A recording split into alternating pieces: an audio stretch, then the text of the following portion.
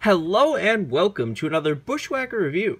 Today we are going to be taking a look at Aric Almirola's STP Darlington Throwback from 2015.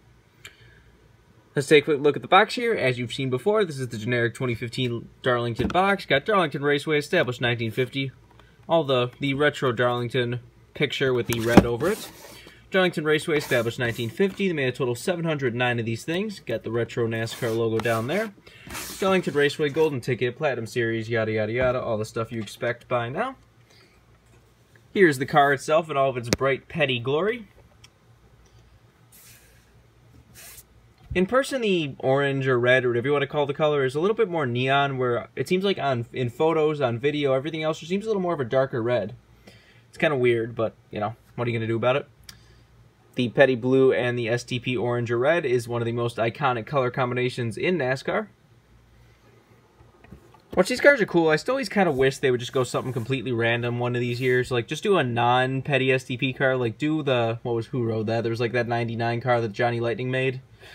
Like, just do something completely random. A random STP car for the hell of it one year. Just, you know, change it up a little bit. Because the STP petty cars are cool, but we've seen them so many times that they just kind of lose their specialness. Like, you don't look at this and like, wow, that's so awesome to see that car back. How incredible. It's just like, oh, hey, Petty's using one of his old paint schemes.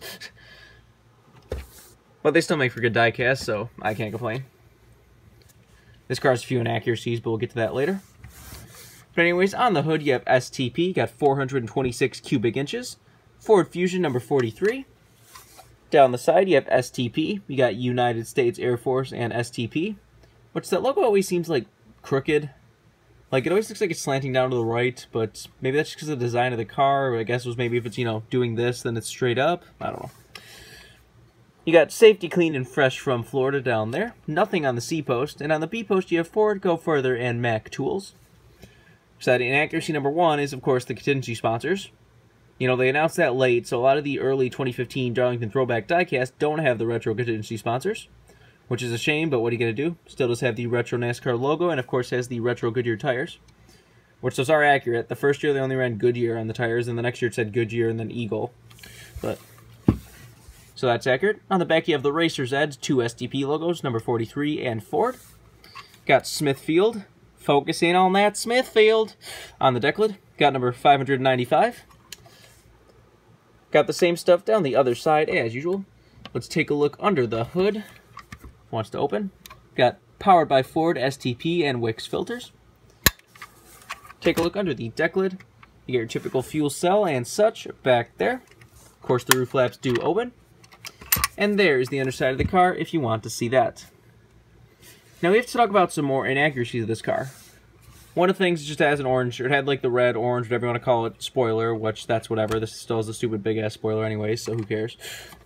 One of the stranger, kind of more well-known inaccuracies is on the front here, where it says 426 cubic inches. For some reason, come race time, they changed to 358 cubic inches. I'm not entirely sure why, though, because I looked at a picture of this car back in the early 70s. This is one of the early 70s Dodge Charger paint schemes, and it actually said 426 cubic inches on the front. So I don't know if 358 is what a Ford had at the time, or if 358 is what a Ford has now.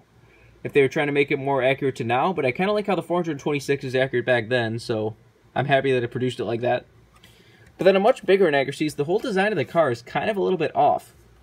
You see where the kind of blue wraps around with the white line right here, it stops at the front and the back. On the real car, it continued on to the side skirt. The white line was like going around the side skirt, this bottom part was petty blue. So I'm not sure how that changed or why that happened, but for some reason, just the bright orange or red door just looks kind of cool. Anyways, so it doesn't really bother me that much. Also, the real car, this kind of slanted up. The white line was pretty much right along the window. You didn't really see blue around the edge of the window here, which, once again, I kind of like how the little blue looks there, so that doesn't really bother me too much. It's kind of one of those weird cars. Like, you know, you have, like, Kyle Larson Target cars that they screw up. It's obvious they screwed them up and just kind of ruins them, but some cars like this, it really doesn't, like... it's not obvious. Like, to most people, you're going to look at this car and not even know it's inaccurate. I'm sure a lot of people did not even know about that fact. But like I said, as I've been doing on Instagram, I do post pictures of the real car when I review them. So you can look at a picture of the real car when I post it, and you can really just compare to see what I'm talking about there. Because that is a kind of strange inaccuracy.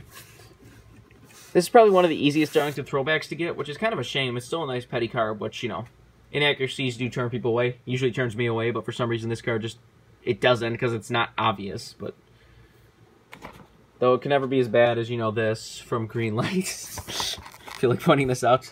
In this Running on Empty series, they have this Dodge Charger that initially started out as a petty car and slowly just turned solid red. You can even see the design is the petty car. That'll normally be petty blue with the red, kind of neon orange, would have a 43 on the side. But it went from, like, full-on petty car to petty blue, but, you know, they added the racer's edge, took out the 43, and then by the end of it, it was just a red car. So that's funny. But whatever. But I think it changed all there is to say. This has been a review of Aric Almirola's STP Darlington Throwback from 2015. Hope you enjoyed, and thanks for watching.